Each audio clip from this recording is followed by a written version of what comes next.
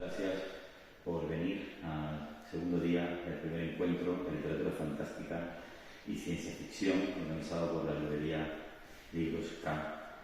Queremos en primer lugar dar gracias a Carlos y a Mónica por ser una de esas librerías que se implican en hacer actividades en la vida del libro, y darte la bienvenida a Víctor M. del Pozo, vallisoletano, que aún siendo muy joven y dedicándose a la informática ya es una de las voces, no por instituciones importantes, de este género. Yo solo quería daros la bienvenida y darles las gracias por vuestra presencia y desde luego con Carlos. Muchas gracias.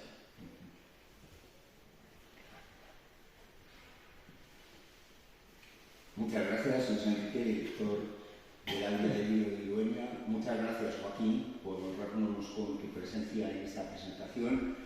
Y como muy bien decía Luis Enrique, estamos en la segunda jornada. Queríamos en este primer encuentro dar cabida también a escritores de Castilla y León, que como muy bien dice Luis Enrique, pues algunos están despuntando. El que vamos a tener esta tarde ya tiene una trayectoria un poquito más larga, pero que tienen la oportunidad de presentar sus obras en la Guía del Libro de Dueña, que nos parece un marco único.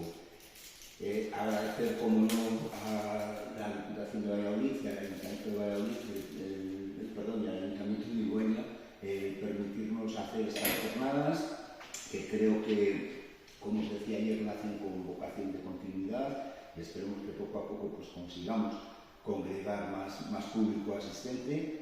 Y bueno, como no dar la bienvenida a Víctor. Oye, Víctor, yo te quería preguntar lo de la N, tengo curiosidad, que en tus libros siempre aparece la N y digo, ¿a qué corresponde la N? La N es de Manuel. Manuel, me lo imaginaba, ¿no? Lo que ocurre es que el Víctor Manuel solo se utiliza cuando hago algo mal. Cuando alguien dice Víctor Manuel es que he hecho alguna cosa mal. Para el resto de ocasiones siempre soy Víctor. Muy bien, tenía esa curiosidad, me lo imaginaba, que era Víctor Manuel, pero luego a lo mejor es otro nombre que... Sí, que a veces alguien ha dicho Víctor María, alguna cosa así, en algún listado lo he visto escrito, pues, pero no, es Manuel. Muchas gracias. Bueno, recordaros que esta tarde cerramos este primer encuentro con Julio González Izquierdo, de Amigos de Sigla, que nos va a presentar su libro Tizón y Aprende con el abuelo, que me parece también muy interesante. Y ahora nos vamos a centrar en lo que es la presentación de esta mañana, El crimen de Canteraz, aunque creo que Víctor nos va a hablar también de otros de sus trabajos. Pero fundamentalmente vamos a presentar este libro, El crimen de Canteraz, que es una historia que ocurrió de verdad en Valladolid y que me parece muy interesante y que desde luego él os lo va a explicar muchísimo mejor que yo. Os reitero el agradecimiento a todos los asistentes, mi agradecimiento a la Centurea, a la Guía del Libro, al Ayuntamiento de Dueña y a la Diputación de Valladolid, y desde ASOCED, Eventos y Producciones y Libros K, pues estamos trabajando para traer un poquito de cultura a este centro que por definición es el Centro Cultural de Dueña, y esta villa que de alguna manera es la villa de la cultura de la provincia de Valladolid, de Castilla y León y por qué no de España. Así que sin más os dejo con Víctor. Muchísimas gracias. Primero, muchísimas gracias por dejarme estar aquí. Como ha dicho mi compañero, estar en la Villa del Libro en Urueña es todo un placer. Es la única Villa del Libro de España y es como, para un escritor, es estar en casa, es sentirse en casa y sentirse en un lugar. Me voy a decir mejor al canillo para que me podáis ver mejor. Es sentirse como en el lugar en el que pertenecemos, ¿no? La Villa del Libro, el lugar donde salen las librerías, donde sale toda la cultura, que es lo que hay que apoyar. Entonces, lo que voy a empezar es hablar un poquito de la trayectoria que me ha traído hasta aquí y cómo he llegado hasta aquí, porque realmente llevo una trayectoria bastante larga, comenzó hace muchos años. Yo empecé escribiendo relato corto. De hecho, me costaba mucho llegar a escribir una novela, lo había intentado varias veces, pero por alguna extraña razón pues no era capaz de plasmar, siendo más jovencito, a lo mejor con 16 años, con 20 años, con 22 años, las ideas que yo tenía en la cabeza y que a lo mejor parecían ideas de una historia muy larga, y luego me salían historias de 20 o 30 folios, que por dónde voy con esto. Sí que empecé a participar entonces en concursos de relatos, quedé finalista en un montón de ellos, o al menos un puñado de ellos, y de esos concursos pues te vas forjando. Yo siempre digo que es un poco mis orígenes.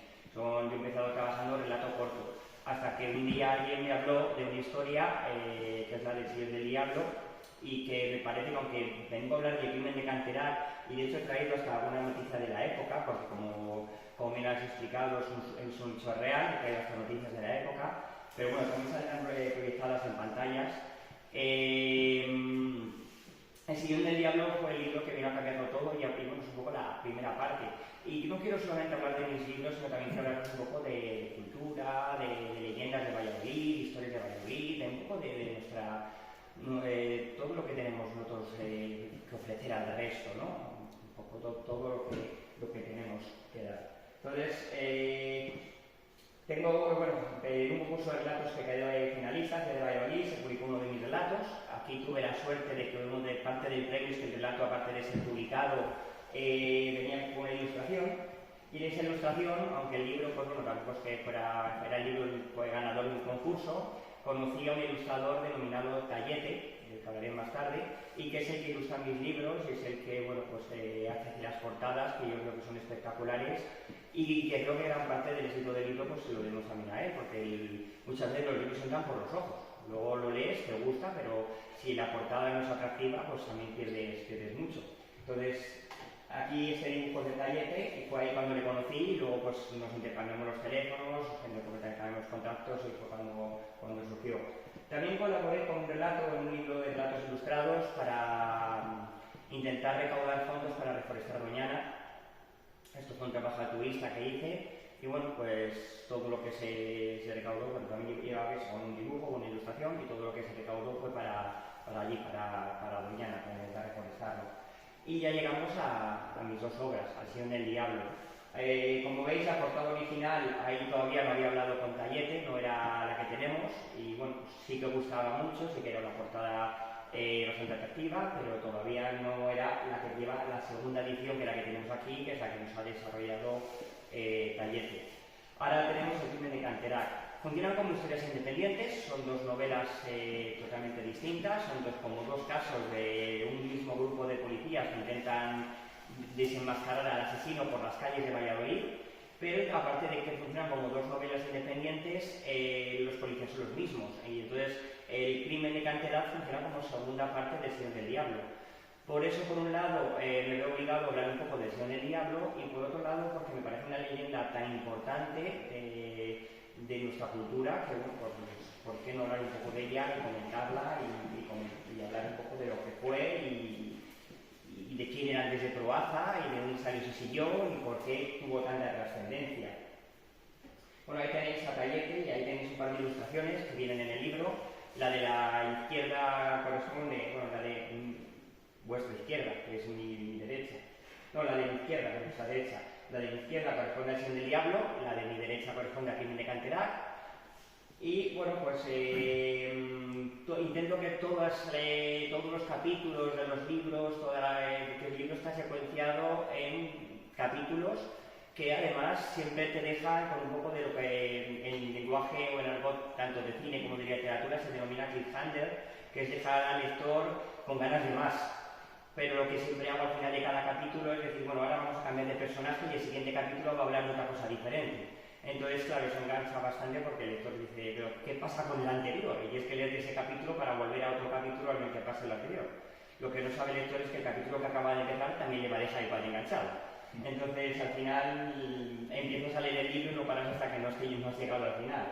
Y no son palabras mías, son un poco lo que me comentan mis lectores.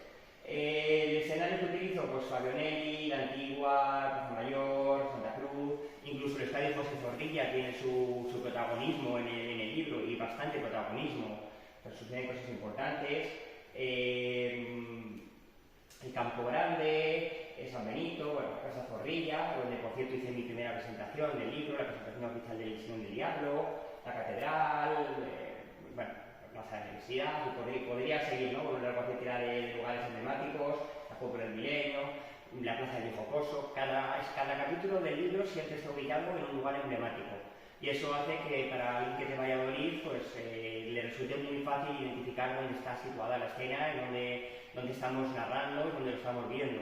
Y además el libro yo persigo, porque me he autonombrado un poco embajador de la ciudad, lo digo un poco de broma, de cachondeo, pero en cierto modo pues he estado en otros sitios, como la Feria del Libro de Madrid o en la Semana Negra de Gijón. Entonces, bueno, pues, intento no solo decir voy a ubicar este capítulo, pues por ejemplo, no sé, en la Plaza Zorrilla, sino ya que ubico un capítulo en la Plaza Zorrilla, pues explico un poco la historia de la Plaza Zorrilla, por qué es así, por qué tiene esa forma, qué elementos tiene, qué pasó con el edificio de caballería, qué pasó con el anterior edificio de caballería que realmente iba a ser una prisión. Intento un poco contar la historia. Entonces el libro, yo suelo decir que tiene como tres partes, porque por un lado es novela negra, por otro lado porque hay una serie de asesinatos en la actualidad que intenta resolver, por otro lado es novela histórica, porque además el libro va dando constantemente saltos. Yo no sé si denominarlo flashback, porque son flashbacks muy largos. O sea, en El Señor del Diablo saltamos de la actualidad a 1550. No sé si eso llega a ser un flashback, pero vamos dando saltos como entre dos historias, y las dos historias al final se entretejen, y entonces tiene su parte de novela histórica, y luego pues hacemos mucho de guía de la ciudad. Cuando leemos el libro, el propio lector va descubriendo, si es de Valladolid, mucha gente que ha leído el libro me lo ha dicho, dice, soy de Valladolid de toda la vida y no conocía este lugar o no conocía la historia de este otro lugar. Entonces, y si eres de fuera, pues ya no quiero ni contaros, gente que no ha estado nunca en Valladolid y que se ha sentido tentado a visitarnos. Entonces, hacemos un poco, o hago un poco de guía de la ciudad. Cuando hablo en plural, con mi editorial que también lo promueve y yo, pero bueno, en general el que hace el trabajo de escribirlo pues soy yo, que debería hablar más en singular, por mucho que tenga un equipo detrás.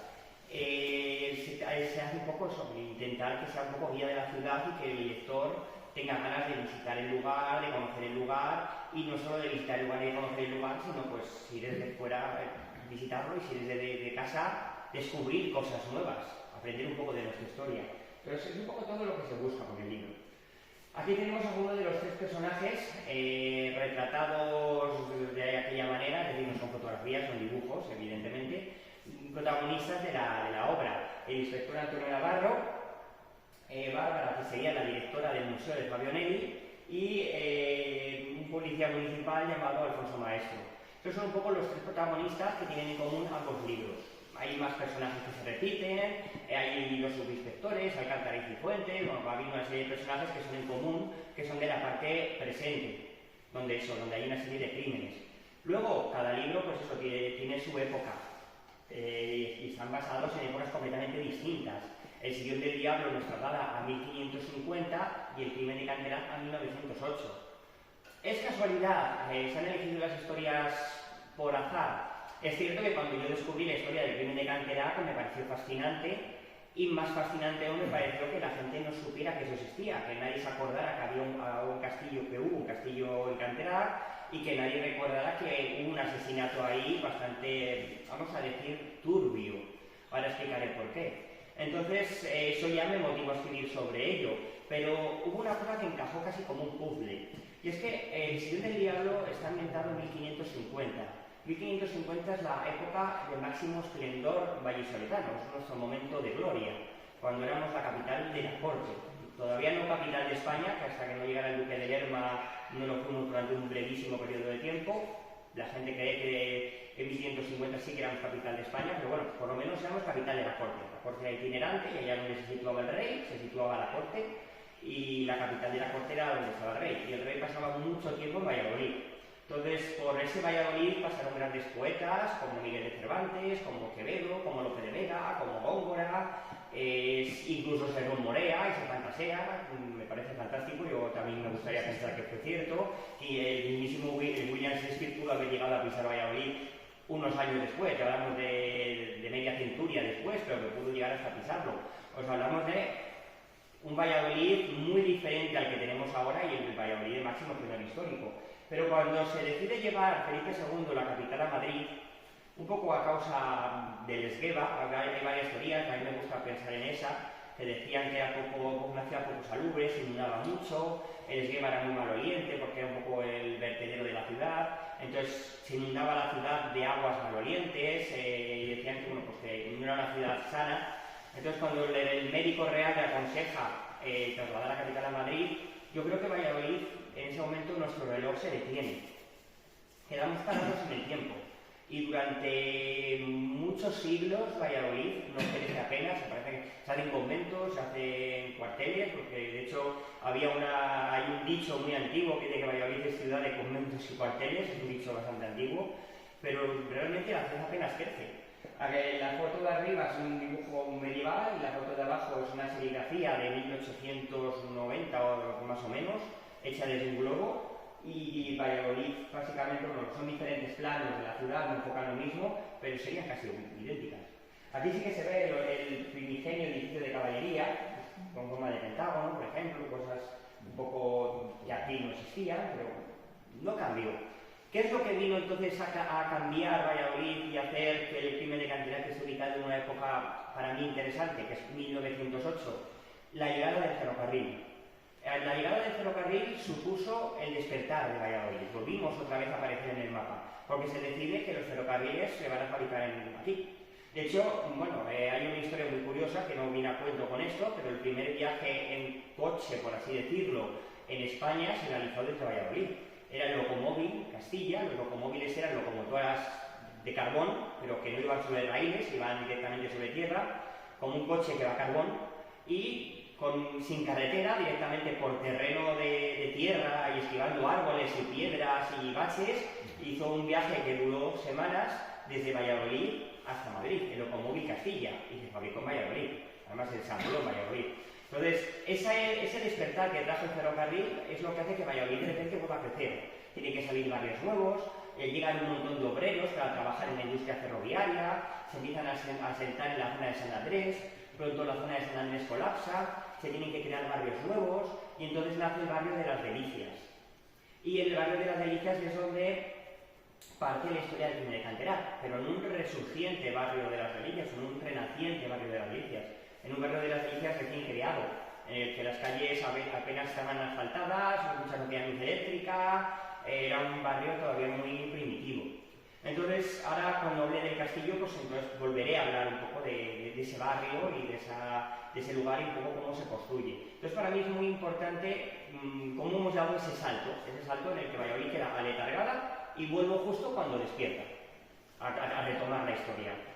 Un detalle curioso, que tampoco viene muy a cuento con la historia, pero a mí siempre me gusta contarlo porque me parece gracioso e irónico al mismo tiempo, es que previamente a la llegada del ferrocarril habíamos creado la mayor obra de ingeniería del siglo, que fue el Canal de Castilla, para intentar comunicar por agua Cantabria con Castilla y León y con Valladolid, y todos los esfuerzos quedaron en nada porque llegó el tren y el tren hizo que todo lo que se había invertido y todo lo que se había esforzado, al final, pues se convirtiera casi en papel mojado. Entonces, es casi el progreso son cosas que tienen, ¿no? A veces empeñas o empecinas en desarrollar una tecnología y aparece otra mejor que viene a sustituir a la anterior.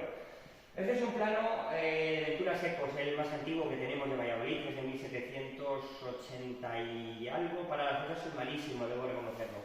Pero se han coloreado, no lo he coloreado yo, la propiedad mía coloreada, los dos ramales del Esgueva, porque también es otra cosa que mucha gente no sabe, que es que Valladolid estaba originalmente atravesado por dos ramales del Esgueva, de ahí que Felipe II se llevara a la ciudad, de ahí las constantes inundaciones, y de ahí algunas cosas que tienen que ver con el Señor del Diablo y también con el crimen de Canterac. Es decir, el Esgueva, en cierto modo, es protagonista de las dos historias, protagonista mudo. ¿Por qué? Pues, por un lado, y ahora explicaré por qué, el Esgueva se teñía de rojo cuando pasaba por la casa de Andrés de Proaza, que era el protagonista del Señor del Diablo, luego un poco ayudó a destapar toda la trama que tenía montada Andrés de Proaza en su casa, luego el Esgueva tuvo su parte de protagonismo, y si nos situamos en la época del crimen de Canterac, en ese momento el Esgueva estaba ya siendo desviado.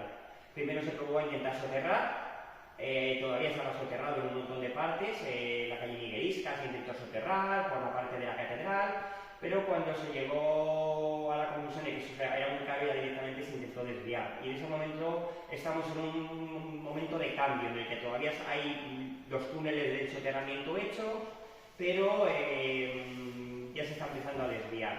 Luego, bueno, pues el Esgueva también es un poco protagonista nudo de nuestra historia. Sin más, y sin enrollarme más, he estado un poco hablando de los elementos comunes de ambas historias, ahora hablaré un poco de las cualidades de cada una de ellas. Y empezaré con el Señor del Diablo. El Señor del Diablo nos traslada al Valladolid de 1550, que como bien he dicho es el Valladolid de la corte. Bueno, aquí tenéis un poco la sinapsis, la podéis encontrar en la parte de atrás del libro, pero bueno, en lugar de leerla, pues mejor os la explico yo. Básicamente, tenemos creo aquí el book trailer, no sé si hay sonido, creo que sí, pero si no tampoco tiene tanta importancia, sí, sí hay sonido. Esto que vais a ver ahora es el book trailer, que está muy de moda hacer una especie como de trailer de un libro.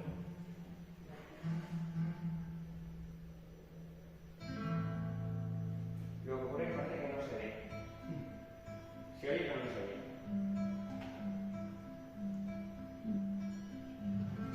Pues, sí que se ve. Creo que no acaba de tirar el ordenador. Bueno, puede ser cuestión de codificación, puede ser cuestión de compatibilidad de versiones de Office. Tenéis el book trailer en internet, si no, pues aquí os dije que podéis encontrar ese problema. Dura un minuto, tampoco es que sea un vídeo espectacular en el sentido de que te aporte mucho, de calidad técnica sí, porque parece que estamos realmente viendo una escena de la Edad Media, pero os quiero decir que es un vídeo de un minuto que no va a aportar demasiado. El Señor del Diablo nos traslada al Valladolid de 1550. En ese Valladolid sucede una cosa muy importante, y es que el doctor Rodríguez de Guevara solicita al rey Carlos I permiso para crear una cátedra de medicina y poder estudiarla, pero diseccionando cadáveres y poder ver el cuerpo humano en vivo y enseñarle a los alumnos los órganos y cómo funcionaban realmente ese organismo, ¿no? Eso estaba prohibido por la Iglesia desde una bula papal de Bonifacio I, creo que era, que es la bula de Sepulturis. Realmente Bonifacio no buscaba prohibir que los médicos estudiasen, lo que buscaba Bonifacio era aportar una tradición que venía de las cruzadas, pues estamos hablando de una bula de 1299, o sea, muy anterior.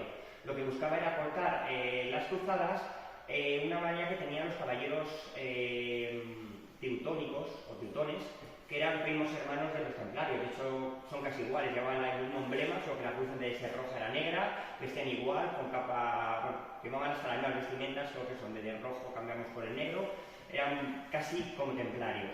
Los caballeros teutones que estaban ubicados en Alemania, o en la parte un poco más de lo que era Germania, cuando un caballero moría en las cruzadas, claro, teníamos un problema.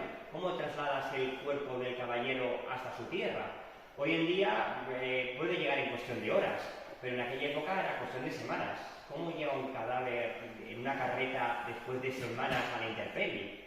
Entonces ellos inventaron un método que consistía en hervir el cuerpo del fallecido en vino, con especias y un poco, bueno, pues para que oliera bien, aromáticas, y separar carne de huesos y llevar únicamente el esqueleto para la tierra del fallecido. Y eso pues a la Iglesia no le gustó y alegó que para la resurrección de los cuerpos en el juicio final, pues que debía preservarse el cuerpo intacto. Entonces la cosa bula. Y desde entonces no se pudo diseccionar cadáveres. Entonces llegamos a 1550, Rodríguez de Guevara, un doctor granadino, le pide permiso al rey Carlos I para poder hacer esas disecciones por primera vez, algo que no sucedía en ninguna parte de la cristiandad. Entonces sucede que se le ofrecen varias alternativas, el Riaceres y se le ofrecen varias alternativas, la Universidad de Alcalá de Henares, la Universidad de Salamanca y la Universidad de Valladolid. Y él elige la de Valladolid porque éramos una de las ciudades más importantes. De repente se produce un efecto llamada y viene gente de toda Europa a estudiar medicina a Valladolid porque era un lugar especial, era un lugar donde teníamos esa característica. Entre ellos aparece Andrés de Proaza. Andrés de Proaza hay varias versiones porque no deja de ser una leyenda. De hecho, por mucho que se investigue, no se ha logrado demostrar que existiera nadie con ese nombre. Es decir, hay un pueblo en Asturias llamado Proaza, por cierto, es lo máximo que puedo aportar, pero no hay nadie registrado que se llamara Andrés de Proaza, y menos aunque anduviera por esas épocas en Valladolid. Pero Andrés de Proaza pues viene a Valladolid a estudiar en la Facultad de Medicina de Valladolid, que es lo que hoy es la Facultad de Derecho, y que no tiene que ver, esa fachada es del siglo XVIII.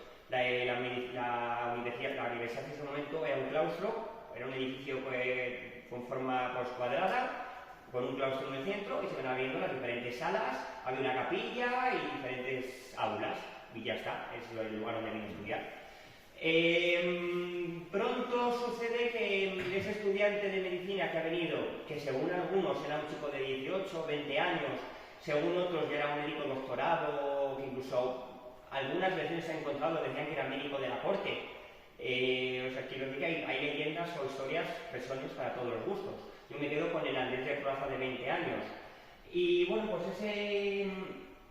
ese médico que vino a Valladolid a estudiar medicina desde Portugal, hijo de un rico comerciante, o sea que tampoco era un don nadie, debería ser alguien en su tierra, pues se da cuenta de que diseccionar cadáveres está muy bien, pero no es lo que él quiere.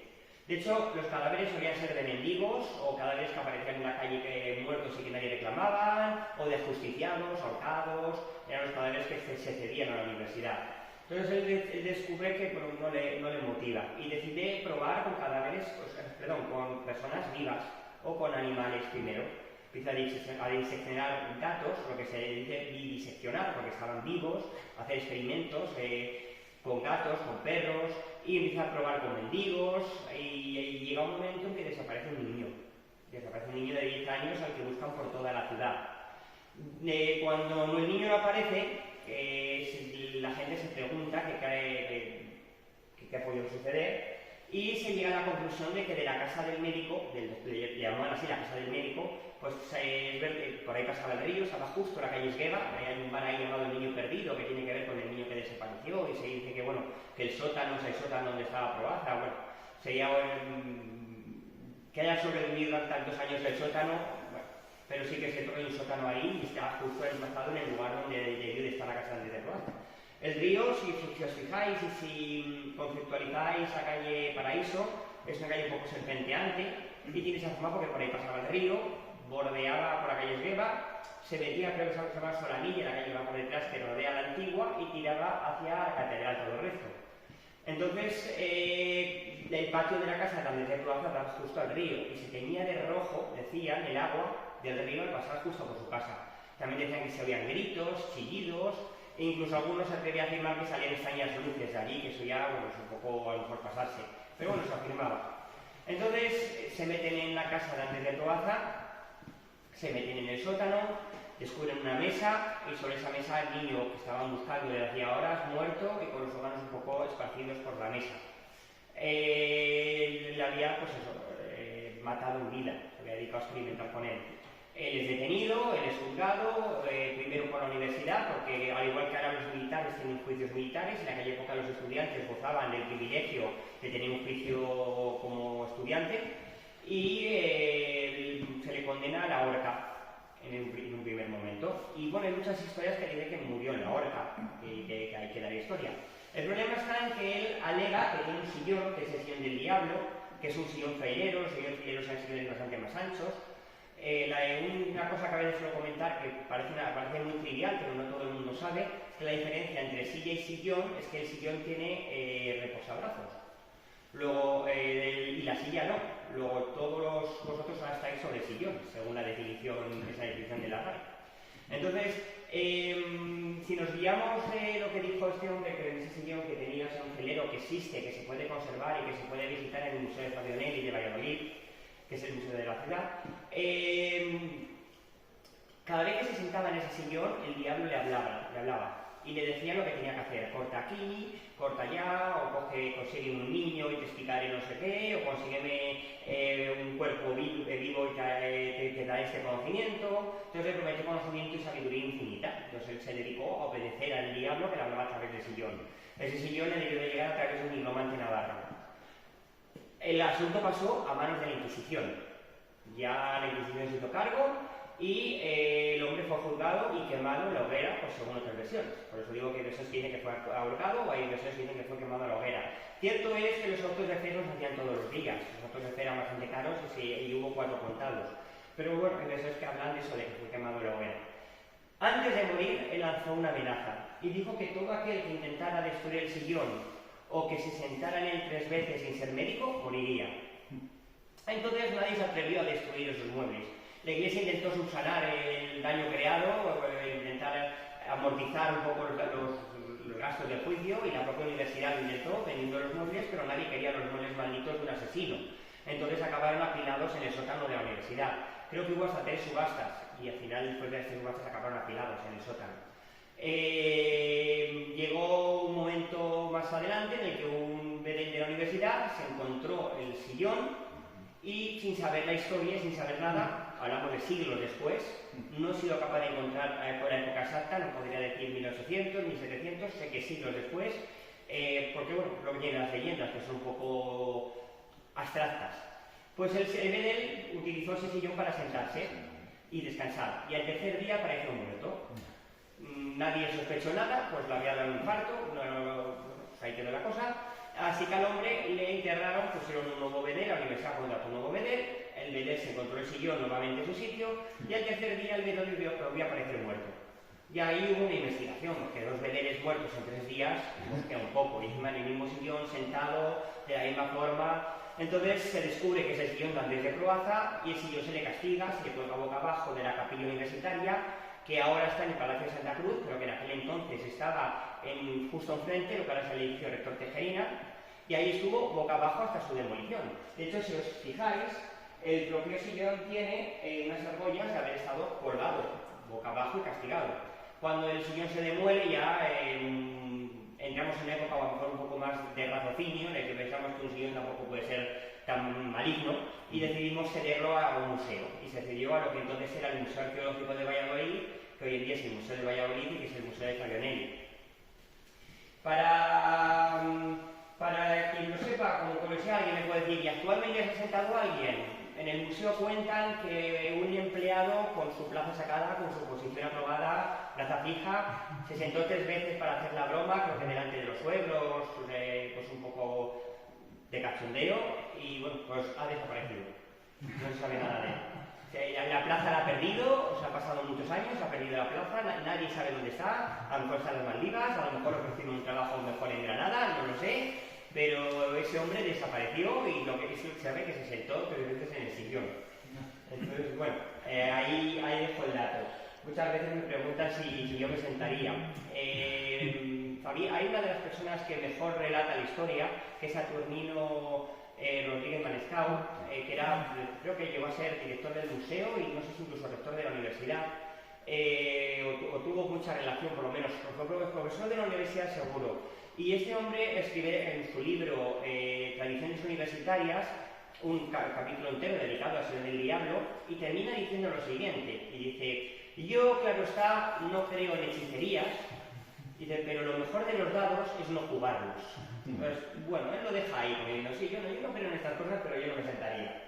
Entonces, bueno, pues aquí tenemos algunas ilustraciones de la catedral, con el esgueva pasando justo a su lado, por ejemplo, cuando se nos cayó la torre tras el terremoto de Lisboa, la buena moza cayó justo al río.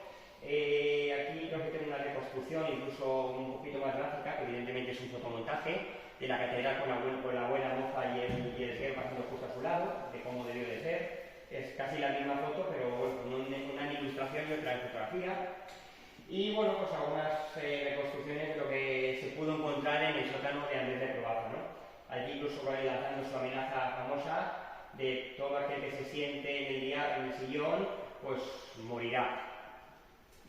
Aquí tenía pensado leer un poquito del prólogo y un poquito del capítulo 5. Creo que voy a empezar a leer un poco del capítulo 5, de hecho hay dos imágenes. Una de ellas es de la actualidad, corresponde a la actualidad, y se ve la catedral de fondo. Son imágenes, como bien digo, de tallete. Voy a leer un poquito pues, para que veáis pues, la tensión que intenta un poco de sacar el libro, pero aparte que ese capítulo está elegido por adrede, porque os he comentado que ese libro es un poquito de guía de la ciudad. Entonces, si digo que ese libro hace un poco de guía de la ciudad y que intento explicar un poquito lo que pasa en cada lugar, pues voy a dar una pequeña muestra para que se vea cómo se mezcla la historia con la tensión, con la emoción. Entonces, leeré un poquito, un par de párrafos. Dice, está ambientado pues eso, en la actualidad. Dice, las campanas del ayuntamiento sonaron 12 veces, una por cada hora del día cumplida, y aquel jueves acababa de tocar a su fin. En la oscuridad de la noche, aquel majestuoso consistorio del siglo XIX, levantado sobre 1577, pugnaba por evitar ser devorado por la espesa niebla de enero. Cualquiera que hubiera pasado un invierno en Valladolid era conocedor de lo impenetrable que dicha bruma tendía a ser. Sobre todo podía llegar la madrugada cuando más baja se encontraba y podía incluso desorientar a los cruceranos más diestros. A 500 metros escasos de la Plaza Mayor, entre la calle de Arribas y la alargada explanada que suponía la Plaza de Portugalete, se encontraba la inconclusa Catedral de Gregoriana. Este edificio, diseñado con pretensión de convertirse en el mayor templo cristiano del mundo, gozaba en el siglo XXI de una extraña y decadente belleza. El atrio estaba conformado por un pequeño patio elevado que daba acceso a la catedral, y al que se accedía subiendo 10 peldaños desde su acceso más angosto o 4 desde la entrada principal, unos metros más adelante. Este estaba cercado por unos bancos enfrentados a la fachada del templo y opuestos a la calle. Sentado al amparo de las ruinas de la torre de la catedral, conocida en otros tiempos como la Buena Moza, una oscura figura acechaba en la noche en espera de la víctima perfecta. Alzó la vista hacia la desaparecida torre y durante unos segundos su mente se distrajo pensando en aquel inoportuno temblor que ocasionó su derrumbe. Luego posó su mirada en la otra torre, orgullosamente levantada enfrente de la que se derrumbara y construida a raíz del lamentable incidente. En la cúspide, la niebla apenas permitía distinguir la figura del Sagrado Corazón, que aquel día se encontraba teñida en un fuerte color rojo, fruto de la iluminación LED. El color de la sangre, observó. Alguien va a morir esta noche.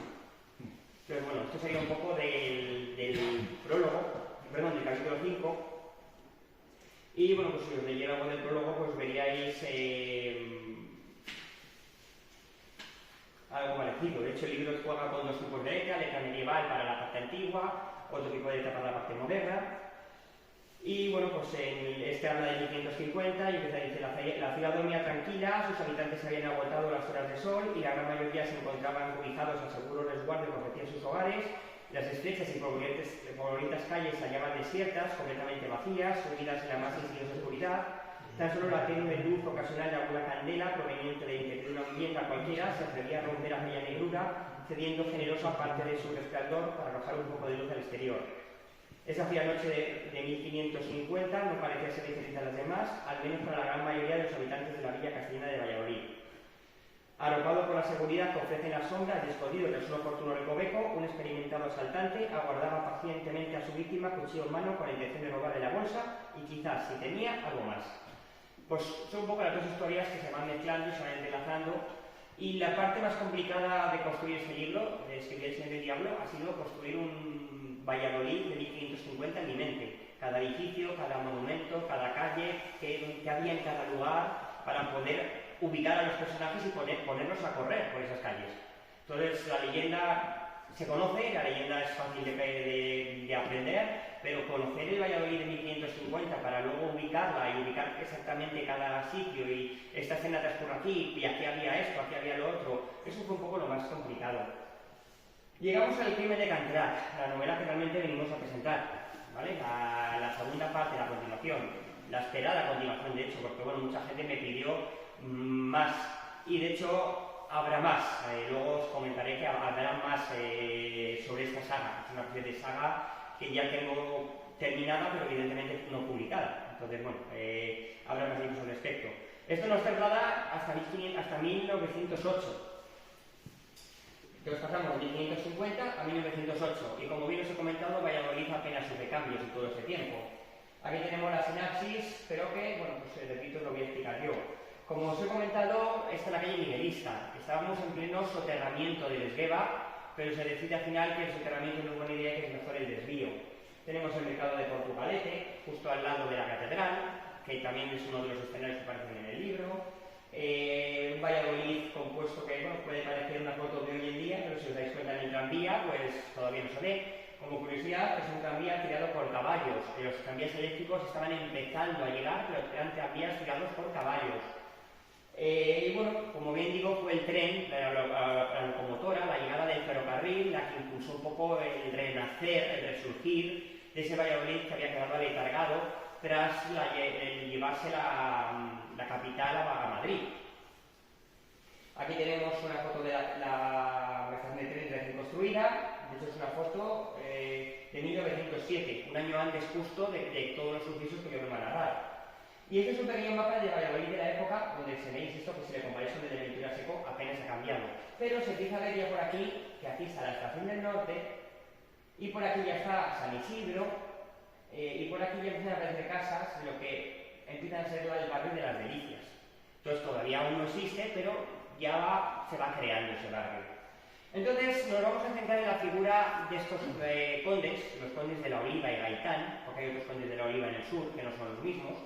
El más mayor es Evaristo Contreras, fue el gran benefactor del barrio, y se rumoreaba que era carlista. Hay que pensar un poco el contexto histórico de la época. Veníamos de vivir 3 guerras civiles, de hecho se denominaban así, la guerra civil. Hasta que llegó la otra guerra civil, que fue la más devastadora que ha tenido el país, a las guerras carlistas se las denominaban guerras civiles, nadie hablaba de guerras carlistas.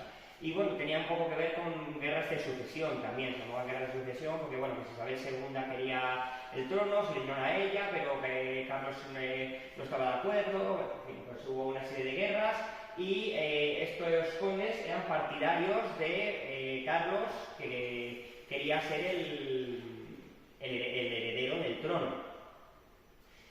Ser carlista implicaba una serie de ideas, y entre esas ideas implicaba cierto amor o cierta pasión por la Edad Media, por todo lo medieval. Entonces, este hombre, cuando se casó, realmente él no era el conde, la condesa era ella. Él se dice incluso que era descendiente del empecinado, y bueno, era pudiente. De hecho, la casa de las Aldabas, que estaba ubicada en la calle Teresa Gil y que era la fachada, los arcos están en el patio del Museo Patio Herreriano, del Museo de Escultura, en el Museo de Escultura ahí están un poco los arcos de la casa de las Aldabas, se le dice también que era de él, o sea, quiero decir que bueno, era una persona pudiente, pero la condesa era ella. Cuando se casaron, él manda a construir un castillo para ella. Realmente era una mansión, pero una mansión con forma de castillo. ¿Por qué se llama Castillo de Canterac? Porque ese castillo fue propiedad de un general francés, José de Canterac, que estuvo viviendo ahí durante muy poquito tiempo, porque enseguida le trasladaron en Madrid. Estuvo luchando en muchas guerras, en las guerras de Latinoamérica, en la independencia, en guerras en África, entonces mandó para Baqueto y Valladolid estuvo un pequeño lapso de tiempo, pero lo justo para que su finca se denominara la finca de Canterac. Por cierto, José de Canterac tuvo una muerte un poco heroica y a la vez absurda, porque hubo un motín en la Plaza Correos, en la Casa Correos que estaba en la Puerta del Sol, y él, cuando se enteró, eran sus hombres, dijo: no os preocupéis, yo me encargo. Entró desarmado, les dijo, gritó 3 veces viva el rey para que todos gritaran viva el rey, tiraran las armas y le pusieran, y en lugar de defenderle, lo que se escuchó fue un disparo y murió. O sea, José de Canterac pues murió de esa manera. Quiero decir que bueno, fue una muerte. Él se quiso hacer un poco el héroe y no le salió bien la jugada. También pasó a manos de unos dominicos que tenían ahí unos terrenos, unas plantaciones, y bueno, pues fue cuando lo compraron los condes de la Oliva y levantaron ahí el castillo de Canterac, que bueno, no hay muchas fotos al respecto, se pueden ver muy poquitas fotos, pero aquí tenéis unas pocas, y que es una mansión con forma de castillo. Era una finca que abarcaba muchísimo. Esa finca abarcaba lo que es toda la Juan Carlos I ahora, desde San Isidro hasta el María Zambrana. De hecho, cuando décadas después se cedió al ayuntamiento, se puso como ejemplo, pero bueno, lo explicaré más adelante, que tengo una diapositiva preparada para ello, que se construían espacios dotacionales, entonces por eso todo eso son espacios dotacionales, pero eso lo explicaré un poquito más adelante. En las fincas de este castillo, que bueno, no tuvo muy buen final, aquello era medio derruido, sufrió un asesinato bastante importante que pasaré a narrar ahora. Antes os contaré un poco el final del castillo, que también fue un poco triste. Llega la guerra civil. La guerra civil, los nacionales ocupan el castillo. De hecho, ahí se colocan legiones italianas, fascistas. Hay un día una serie de explosiones. Creo que no fueron de ningún tipo de ataque aéreo ni nada por el estilo, fueron un accidente. Hubo varias explosiones de bombas que tenían, explotaron y dejaron el castillo medio destruido. Encima hubo 3 incendios debido a su dejadez. Estaban ahí en guerra y bueno, pues uno lo trataron con cuidado, y hubo 3 incendios debido a su dejadez. Conclusión: al final de la guerra estaba en ruinas. Se demolió todo y lo único que se dejó fue el perímetro, es decir, la valla, la puerta y un poco pues, de todo el perímetro que rodeaba el castillo. Esto es una manifestación de los años 70, por ejemplo, que todavía sigue el perímetro ahí. Entonces, bueno, se quedó. ¿Qué pasó con la puerta para que al final quedara así, sin una de sus torres? Pues que una hormigonera un día sin querer se la cargó, la derribó y se cargó ya de lo poquito que quedaba el castillo, que era la esa puerta de entrada también se vino abajo. O sea, todo el castillo en sí ha tenido muy mala suerte. Hasta ahora fue desde el momento de su construcción. Entonces, volviendo un poco al tema, la verdad que el castillo de Cantera ocupaba todo lo que es desde la iglesia de San Isidro, que la ermita de San Isidro, que ya existía, o sea, un poquito más hacia la derecha de la ermita de San Isidro hasta el Zambrana, y por eso, si os dais cuenta, hay un parque, todo verde y todos espacios dotacionales. Porque cuando se derribó el castillo, pasó a manos del Colegio de los Escoceses. De hecho, durante la Guerra Civil ya era del Colegio de los Escoceses, en los años 30 era del Colegio de los Escoceses, y el Colegio de los Escoceses luego se lo vendió a una familia, y esa familia decidió cedérselo al ayuntamiento. Y lo hizo con una condición, que fuera para el pueblo, que no se construyeran viviendas, que no se hicieran casas, bloques, pisos, que fuera para el pueblo. Y de ahí que en ese terreno pues tengamos, pues como os comentaba, a ver si la diapositiva pasa, que me ha quedado enganchada, que son muchas fotos, a lo mejor pues se queda un poco enganchada. Un parque de bomberos,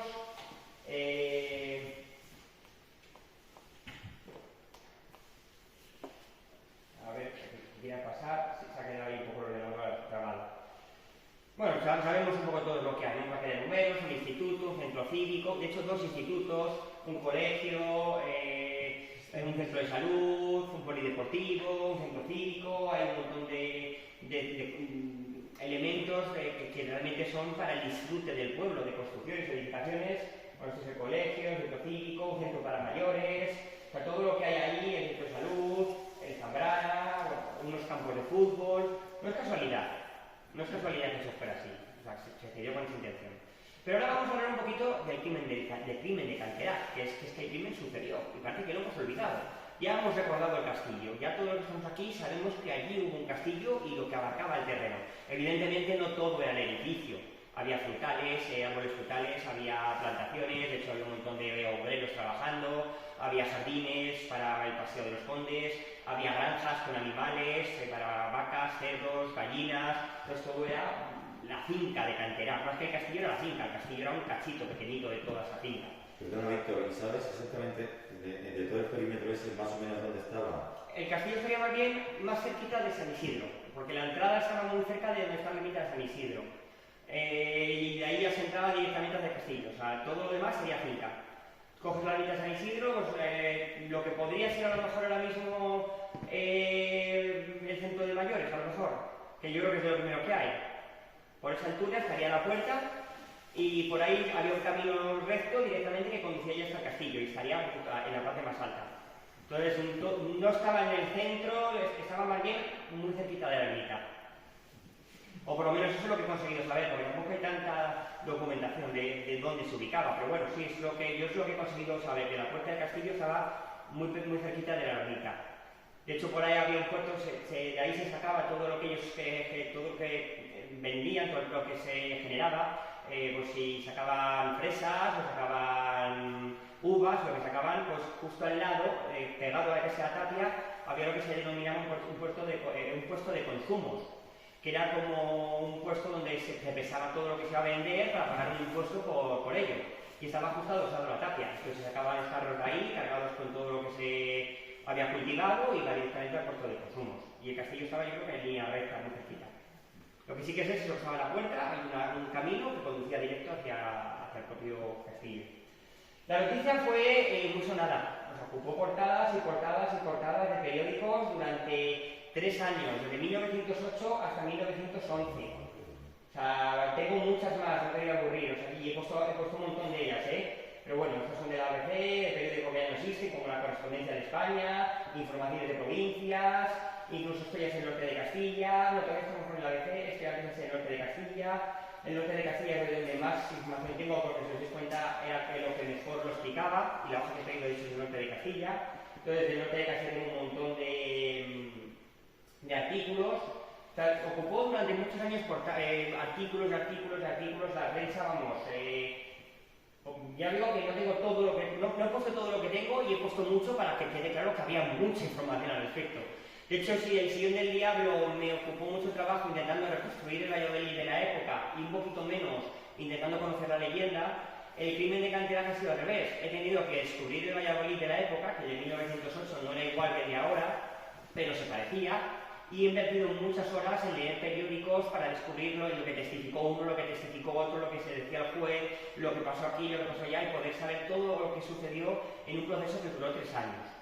Entonces vamos a ver un poco, aquí tenéis un poquito ya, vamos a quedar aquí, en estas que he seleccionado, con los 4 culpables e imputados, y vamos a hablar un poco qué es lo que sucedió. Vamos a pensar en mayo de 1908, y un hombre aparece dormido, aparentemente, junto a la tapia de la finca de Canterac. Ese hombre que estaba ahí como dormido, pues la gente va pasando, los carros con comida, al mercado, y van dejando pasar, van ignorándole, estará dormido, estaba como apoyadito contra una roca, bueno, pues no se le daba mucha importancia. Hasta que llega mediodía y la gente se empieza a mosquear en plan de este hombre no puede llevar dormido aquí tanto tiempo, o a lo mejor le ha pasado algo. Entonces se acercan a él y descubre que tiene puñaladas por todo el cuerpo, que tiene, creo que es hasta 32 cuchilladas, hasta 32 navajazos. Y en algunas se le llegaba a ver el hueso y, bueno, no quiero ser muy escatológico, pero tenía incluso algunas en sus partes nobles. O sea, era un poco salvaje la situación. Pero, irónicamente, aunque hubo 2 policías, que fueron los que se acercaron a investigar el caso, fueron corriendo al castillo de Canterac, investigaron, encontraron un colchón manchado de sangre, una navaja con restos de fibra humana y encontraron una serie de pruebas. El juez se dio mucha prisa casi al día siguiente por cerrarlo y decir que se había suicidado. Se había suicidado, sobre todo cuando descubrió quién había sido, porque en un principio tampoco sabían quién había sido. Entonces, bueno, las primeras horas fue también a descubrir quién había sido, quién había faltado. Llegó uno de la finca y dijo, pues sí que hemos echado falta un obrero. Y ya supieron que el muerto se denominaba Primocea, que es un nombre un poco raro, por lo menos hoy. Pero bueno, yo no conozco a nadie que sea el primo, pero se denominaba Primocea. El juez se dio mucha prisa a cerrar el caso corriendo diciendo que se había suicidado. El propio norte de Castilla ironizó y bromeó y hizo sarcasmo al respecto. Había periódicos más conservadores de la época que sí, que dijeron que el suicidio clarísimo, pero el norte de Castilla no se lo creyó. Entonces, al final se inició una investigación, pero la investigación no se inició hasta 1910. De hecho, casi todos los periódicos que hay son de 1910, el tema quedó parado, el suicidio. Por mucho que se intentó demostrar que había sido un asesinato, que no había sido un suicidio, no se logró. Cuando ya se reabrió el juicio y se consiguió que se empezara todo un poco serio, que fue más o menos en 1910, fueron desfilando todos los implicados de la finca. Y fue saliendo un montón de información. Todo lo que yo voy a contar aquí son testimonios de gente que fue hablando durante el propio juicio y los he ido recabando y que están publicados en el norte de Castilla, es decir, yo no he inventado nada. Al final lo que se dijo es que había una serie de sirvientas embarazadas, bastantes, creo que hasta 5 sirvientas embarazadas, y que misteriosamente esos niños desaparecían. Que a los niños, según nacían, se les asesinaba y que se les entregaba a la propia finca. Entonces, voy a dar un poquito para atrás para volver a los Condes, aunque me tenga que otra vez enfrentar a todos estos periódicos, pero el que dejaba embarazadas a las sirvientas, básicamente, vamos a ir aquí, era el hijo menor de Evaristo Condes, aquí sale, era el hijo menor. El hijo menor que hasta le quitó, el conde de la Oliva hasta le quitó de las fotos, o sea, creo que debería estar aquí. Esta foto está reconstruida. Esta foto está, la original, está quemada, la quemó, y aquí debía estar su hijo. Entonces, lo que se llegó a decir en el juicio es que este hombre, el hijo menor del conde, se dedicaba a dejar embarazadas a las sirvientas y luego esos hijos, como eran hijos bastardos, por así decirlo, pues eran asesinados y enterrados en la finca. Entonces, Primocea, que no tenía trabajo y estaba planteándose incluso irse al extranjero para poder mantener a su familia, tenía 2 hijos, Ascensión y Ovidio, y una mujer, Ceferina, pues se encontró con que su hija, Ascensión, que trabajaba en una calle de sirvienta, la calle López Gómez, era muy amiga del conde de la Oliva. Entonces el conde de la Oliva, o sea, el señor Burón, que era el hombre para el que trabajaba su Ceferina, pues le dijo que no se preocupara, que iba a buscar el trabajo a su padre, y le buscó empleo en la finca de Canterac. 8 días estuvo trabajando el pobre hombre allí. Al 8º día se encontró con un bulto de un bebé y le dijeron básicamente que deshazte de esto, entiérralo. Entonces él dijo que se iba a chivar y que lo iba a denunciar, él no iba a consentir callarse la boca ante el asesinato de un bebé. Entonces había un bar muy cerquita y el hombre del bar, el dueño del bar, escuchó decir a estos 4 individuos, Miguel Benito, al que llamaban el Pardillo, Juan y Julián Rivera, Nicolás San y Mariano Ojero, el Cachicán era Nicolás San, Cachicán era como el dueño de la finca, el Pardillo era el lechero que se encargaba de llevar la leche, Julián Rivera era un mozo era un trabajador, un mozo normal, un labrador de la finca, y Mariano Ojero era pues uno también de los que se encargaba, era vaquero, de los que se encargaban de las vacas, ¿vale? Era uno de los vaqueros. Entonces, esos 4 se encargaron de asesinar a Primo Cea, le pillaron en el establo en mitad de la noche y se encargaron de asesinarle, pero a navajazos, impunemente y bueno, pues, de una manera bastante sanguinaria. Entonces, claro, como estaba implicado el conde de la Oliva y estaba implicado todo el asunto, se cerró muy rápidamente. Pero es que encima, por ejemplo, Nicolás San reconoció en uno de los careos que hubo que se guardaban en el propio castillo, en los sótanos, se guardaban armas carlistas, que había una especie de depósito de armas y que se estaba preparando una revolución. Incluso el mismo día del asesinato se dice que en el castillo había una personalidad muy importante que estaba reunida con el conde. Entonces esa personalidad no ha trascendido, por lo menos yo no he conseguido descubrirla, pero se intentó tapar todo. Se intentó tapar todo y quedar como al final cuando se decidió que había sido un asesinato, que hasta 1911 no se seguía dudando de si suicidio o asesinato, cuando se decidió que había sido un asesinato se quedó en que había sido envidia. Nicolás San tenía miedo que le quitaran el trabajo porque el Pardillo porque Primo Cea venía enchufado por el señor Burón, entonces que como tenía miedo a que le quitaran el trabajo pues decidieron quitárselo del medio. Pero es que es absurdo, porque para poder ser cachicán de una finca pues hay que saber leer, hay que saber escribir, y este hombre ni sabía leer, ni sabía escribir, ni sabía nada, era un obrero que poco más que labrar la tierra y poco más sabía hacer. O sea, todas esas premisas se desmontan. Así que bueno, pues está la versión oficial, que es la que quedó y la que tras años de juicio predominó, que es la que dice que estos 4 le mataron por celos y envidias y demás, y luego están las versiones de los datos que fueron saliendo, que si los niños se encontraron restos en la finca, pero claro, en 1908 no había análisis de ADN, entonces los que lo analizaron dijeron que eran restos animales y que no eran restos humanos. Yo creo que el cráneo de un bebé, por ejemplo, pues es fácilmente distinguible, pero bueno, se quedaron en que eran restos de animales.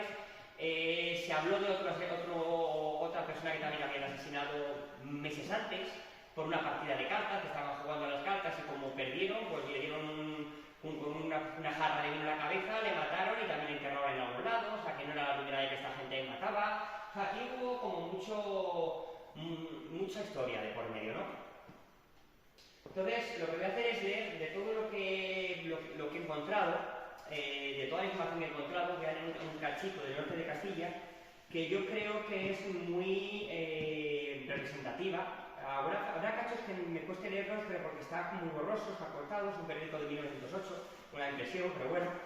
Y otra diligencia perdida por el distinguido letrado de la acusación privada don Álvaro Olea, y acordada es reclamar al señor de la Estación del Norte una nota de las expediciones recibidas por el señor conde de la Oliva durante los meses de abril y mayo de junio de 1908. El objeto de esta diligencia parece que es comprobar si en la finca de Cantera existe o existió depósitos de armas destinadas a los carlistas. Esta noticia tiene gran interés si la finalidad es la que se asegura y tiene como es indudable, sería un fundamento muy serio encontrar armas carlistas en tal lugar. Por ejemplo, tenemos otro cachito, otro recorte de periódico que lo escribió el propio conde de la Oliva hacia ciertas acusaciones que se hicieron, defendiendo a sus propios empleados, y lo escribió, y de mi distinguido amigo, eso está escrito por el propio conde de la Oliva, norte de Castilla. En el número de hoy se ocupan ustedes del llamado crimen de Cantera y en dicha relación se hacen afirmaciones de todo punto, contrarias a lo que resultó de la causa que se formó contra aquel motivo. Así, le ruego a usted que haga rectificar aquellas afirmaciones que son estas. Era crimen, esto es lo que se dijo en el norte de Castilla. Lo lógico era que se trataba de un crimen y nosotros así lo afirmábamos al hacer informaciones sobre el suceso. Y tanto interés, y aquí ya vuelve el conde de la Oliva a decir, y tanto interés toma el reportero en afirmar que fue crimen, ahora como entonces, que copia a continuación todos sus alegatos de hace 22 meses para glorificarse y comprobarse hasta llenar 3 columnas comprimidas. Pues bien, Sustanciada la causa con todo rigor, como era el caso, declarando sobre 30 testigos, el himno fue de acuerdo con las declaraciones de los forenses, juzgo que era suicidio. Y esto ya es de 1910, por eso esto se ve un poquito mejor. Por lo tanto, hoy es falsa aquella afirmación legalmente y como rectificación le rogó que haga publicar esta carta. Entonces, el norte de Castilla, pues, y si el norte de Castilla tiene tanto interés en que se depure la verdad de este asunto, yo le quedo muy agradecido, pues nadie tiene más interés que yo y me alegraré que entable la sección que corresponde. Tengo que hacer constar que los supuestos autores llevan muchos años en mi casa, sin tacha, y uno tiene llaves de todo y que sigue en la misma dependencia. El Miguel, habla de él, volverá cuando se reponga de su enfermedad. Ahora hablaré de eso porque es bastante importante. Pues aquí estuvo enfermo y fue al hospital a que le operasen. Terminaré, señor director, diciéndole a usted que entre gente maleante se intenta que se diesen 1000 pesetas para que no se ocupase la prensa de este asunto. Y como usted ve, aunque me moleste en ello, estoy interesado en todo lo contrario para que se depuren bien los hechos. Sintiendo haberme visto obligado a molestarle, es suyo afectísimo amigo, seguro servidor, Evaristo Martín Contreras, conde de Oliva. Realmente, Evaristo Martín Contreras estaba convencido de que había sido suicidio y que, digamos, ni se imaginaba todo lo que estaba sucediendo a sus espaldas que hacía su hijo. Cuando se enteró de lo que su hijo hacía, repito, insisto, hasta quemó la foto de la familia, le quemó y le borró y le eliminó y para él le denegó. Hay otras cosas que son paracitos, que también interesante leer. ¿Quién fue la madre de la criatura que confiesan haber enterrado a Mariano Ojero, Fabián Argüello y otros procesados? Por 2 veces han referido y ratificado por tres el infanticidio. Solo ha dejado de hacer afirmaciones categóricas respecto al nombre de la mujer que dio a luz, y sin embargo no había ningún bebé. Y luego pone los huesos. También han emitido informe los catedráticos señores de Briceño Martínez, encargados de reconocer los huesos hallados en las últimas excavaciones, ya han afirmado terminantemente que no son humanos. Y al final, el conde de la Oliva acabó preso. Cuando se demostró que había sido un asesinato, acabó preso, acabó en la cárcel de Santillería, lo que hoy es la Biblioteca Reina Sofía de la Universidad de Valladolid, estuvo encerrado por encubrimiento, por encubrir a los asesinos. Y cuando logró salir, previo pago de fianza, afirmó: ya se ha caído la venda que cubría mis ojos, mucho me ha costado convencerme de la criminalidad de mis criados, pero al fin he adquirido la certeza de su participación en el crimen. Dios mío, pensar que durante 2 años han gozado de mi confianza 4 criminales y que he vivido en el continuo peligro de que con mi esposa y con mi familia o conmigo hubieran descargado fácilmente sus criminalidades. Bueno, y sigue diciendo que se ha dado cuenta de que todo fue un error. El conde de la Oliva murió ese mismo año, en 1911, y murió de una pulmonía, pero tenía 60 años. Dicen que estaba muy deprimido, que estaba muy hundido, que estaba muy devastado. Yo creo que murió de pena, o por lo menos murió de una pulmonía, pero la pena se la llevó por delante. O sea, al final, el descubrir todo, porque él estaba convencido de que había sido un suicidio, el descubrir incluso que su hijo estaba implicado en el asunto, acabó con él. De los criminales de los que he hablado anteriormente, Miguel Benito, al que le llamaban el Pardillo, no llegó tampoco a verla, estuvo encerrado en la cárcel y murió en la cárcel, ¿vale? Este hombre llegó a morir en la cárcel, pero antes de que se dictara la sentencia, en 1911. Y ahora explicaré por qué. Este hombre estuvo encerrado, cogió una enfermedad venérea, lo que en aquella época era sífilis. Y compartía amante con otra persona, una persona que llamaba La Mosca, que era Anastasia Requejo, y bueno, pues de hecho, precisamente compartían amante 2 personas, él y un señor llamado Bruno. Los 2 compartían amante y los 2 estuvieron encerrados en el hospital. El hospital era el hospital provincial, que es la Diputación de Valladolid. Pero claro, no tenían camas como ahora, estaban todos juntos, ahí en una habitación conjunta, y ahí estaba. Había una habitación para enfermedades venéreas, que era la sala San Miguel, y en esa sala, con mucha fiebre, una noche, y repito que eso viene en esta hoja de aquí también, del norte de Castilla, lo que se va a haber leído, pero bueno, lo puedo explicar, empezó a delirar y a decir: Bruno, Bruno, llamando a su amigo, que tenía la enfermedad y con quien compartía un poco al amante, ¿no? Dice: que vienen a buscarme, que vienen a por mí, que yo no quise matarle, que me obligaron, que Dios me perdone, porque él estaba delirando y además se veía morir. Pobre primo fea, lo que yo le he hecho no tiene perdón, que Dios me perdone. Y empezó a delirar. De hecho, en la cárcel, poco antes de morir, que repito que al final murió de esa enfermedad, decía que veía el fantasma de primo fea y hablaba con él. la gente que estaba en la prisión decía que lo escuchaban hablar con el fantasma del primo Fea. Entonces, esa confesión ya fue determinante de que le acabó matando. En la novela, y ya con esto casi voy concluyendo, ¿qué es lo que hago? Intento trasladar eso a la actualidad. Lo hago en El crimen de Canterac y lo hago en El Señor del Diablo. Ambas novelas hacen lo mismo. Hay una serie de asesinatos en el Valladolid de la actualidad y esa serie de asesinatos que suceden tienen cierto paralelismo con lo que sucedió en 1550 o en este caso en 1908. En El Señor del Diablo habéis visto al asesino. El asesino es un hombre encapuchado, que ya sale en la página, que he puesto la imagen antes. Es un hombre que da un poco de miedo, así muy pálido, muy enfermizo, encapuchado. No me gustaría cruzarme con él por la calle. Sin embargo, en El crimen de Canterac lleva el atuendo de un médico de la peste, el típico médico veneciano de la Edad Media de la peste. Este atuendo lo lleva porque en el libro, y eso es totalmente inventado por mí, que es ficción mía, aparece una secta en 1908 que era la Congregación de los Tres Valores. Una vez que sé que se sospecha, o se hubo, porque no se llegó a demostrar, que hubo armas carlistas y que incluso estaban planificando un atentado o algún tipo de revolución, insurrección carlista, tal vez una cuarta guerra carlista, no se sabe lo que estaban planificando ahí abajo, o si estaban planificando siquiera algo. Yo me ciño a lo que la prensa dice y no se llegó a demostrar todo esto. Pues yo juego a que esta gente pues, crearon una especie de secta llamada la Congregación de los Tres Valores. Los tres valores eran Dios, patria y rey, que son un poco los valores que defendían los carlistas, y bueno, pues vestían un poco esta indumentaria. Entonces en la actualidad el asesino también va un poco con esta indumentaria, cometiendo una serie de asesinatos por la calle de Valladolid. Y hay que intentar descubrir qué es lo que sucede o qué relación hay entre el asesino de hoy en día, lo criminal de hoy en día y lo que sucedió en la época. Una anécdota que me gusta contar es que, aunque ya no existe el castillo de Canterac, los condes de la Oliva solían veranear en Tudela. En aquella época que ibas en carruaje por caminos de tierra, a veces muy sinuosos, esquivando fincas y demás, y no por una autovía en línea recta, a lo mejor ir de Valladolid a Tudela podría llevarte una hora, hora y media. O sea que si nosotros cogemos el coche y en 2 horas nos ponemos en Santander, estos hombres se cogían el carruaje y en hora y media o en una hora y cuarto se ponían en Tudela. Entonces tenían un castillo que era gemelo al castillo de Canterac, más que gemelo mellizo, porque no era exactamente igual, era muy parecido. Más pequeñito, de dimensiones reducidas, pero bueno, pues nos llaman como casa de veraneo. Ese castillo sigue en pie. Se llama Priorato de Santa María, está en Tudela. Se llama Priorato de Santa María porque existe desde el siglo X. De hecho, fue destruido por los musulmanes durante las guerras de conquista. El conde Ansúrez le otorgó la zona de Villabáñez, dependió durante muchos siglos del monasterio de Silos. Pero bueno, como priorato existe. El conde de la Oliva compró las ruinas del terreno porque no quedaba casi nada y levantó un segundo castillo, que era muy parecido al castillo de Canterac. Esto existe.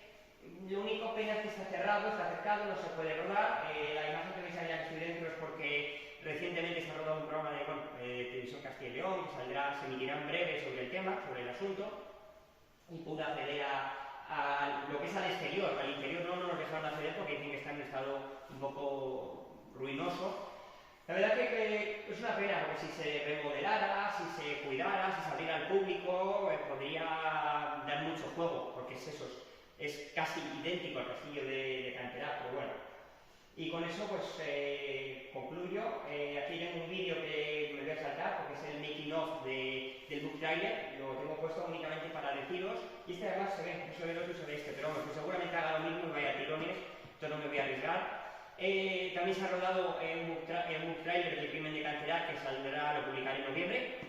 No se ha podido rodar antes por cuestiones COVID, los actores tenían que estar con mascarilla y demás, pero bueno, pues no se ha podido hacer antes. Y para finalizar, lo único, comentar los próximos proyectos, y estos próximos proyectos están confirmados, es decir, con contrato con firme. ¿Qué es lo que viene? El crimen de Canterac se va a dividir en 2 obras, que cuando se escribió, para empezar, como veis, la complejidad ya solamente de la historia de 1908 daría para un libro de 500 páginas, o sea, da para mucho. Pero si luego encima metes una historia en la actualidad en la que intentas que se entreteja, me sale un libro de casi 1000 páginas. Y ahora mismo la supera. La editorial, cuando se lo presenté, me dijo: el libro nos encanta, pero ¿dónde vas? ¿Cómo vamos a publicar un libro de 1000 páginas? Entonces lo que tuve que hacer fue reestructurarlo y convertirlo en 2 novelas. Cada una empieza y acaba, aunque también vuelvo a utilizar la palabra que sea de cliffhanger, dejar un poco al autor con ciertos campos abiertos para que tenga ganas de leer la segunda parte. El crimen de cantidad, la congregación de los tres valores, se presupone que saldrá el año que viene. Este año tenemos el crimen de cantidad, la venganza del descendiente. Insisto que tiene final, o sea, no es que sea medio libro. El libro tiene su principio, su final, y bueno, yo creo que los dos libros juntos, cuando se puedan leer en común las dos obras juntas, va a ser una de las obras más emocionantes jamás escritas en Valladolid. Eso es lo que yo creo, porque es lo que me he propuesto hacer. Me he propuesto llevar la ciudad al límite. Hay un momento en el que toda la ciudad está en peligro, en el que toda la ciudad puede ser destruida, y el lector que está ahí sale, ostras, que Valladolid desaparece del mapa. O sea, hay un momento en el que casi hasta Valladolid puede hasta desaparecer. Entonces, cuando se lean las dos obras juntas, y con esto hago un poquito de spoiler de lo que está por venir, pero bueno, cuando se lean las dos obras juntas, creo que será algo de lo más emocionante que se ha escrito nunca sobre Valladolid. Es el objetivo que yo me he cumplido, pero no soy yo quien tiene que decirlo, sois vosotros, los lectores, los que los leáis el crimen de Canterac, la venganza del descendiente, cuando esté disponible leáis el crimen de Canterac, la congregación de los tres valores, y digáis, pues es verdad, pues es muy emocionante, o no, hay cosas más emocionantes, ¿no? Hay una tercera parte, por eso aparece con otras letras. El título sí que le sé, pero todavía no le puedo revelar. Será el final de esta saga y será otro libro independiente. Igual que el crimen de Canterac y el Señor del Diablo son independientes, se pueden leer independientes uno de otro. Habrá un tercer libro con los mismos policías que habéis visto antes y que cierra la saga. Ya no escribiré más sobre estos personajes. Y que también está basado en otro momento histórico muy importante de Valladolid. He vuelto a jugar con la historia, con tres momentos históricos. Yo creo que son nuestros tres momentos clave de Valladolid, y hasta ahí lo dejo. O sea, si cogemos Valladolid y pensamos cuáles son nuestros tres momentos históricos más importantes, he escrito una novela sobre cada uno de ellos. Entonces me faltaba uno, y sobre ello pues he escrito un libro que a lo mejor tarda un poquito más en ver la luz. 2023, 2024, está un poquito más por ver.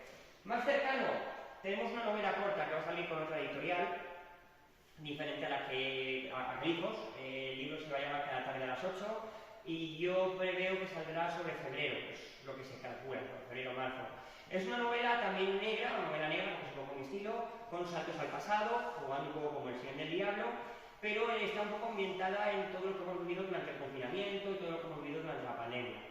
Entonces se entremezcla la situación actual con la gripe española, se compara un poco la gripe española, se compara un poco las dos situaciones, se juega un poco a meter un asesino, un psicópata por las calles desiertas de Valladolid, porque todos estábamos confinados y podía obrar a sus anchas, e incluso aparecen algunos de los personajes de estos libros, que para mí son un poco personajes ya talismán.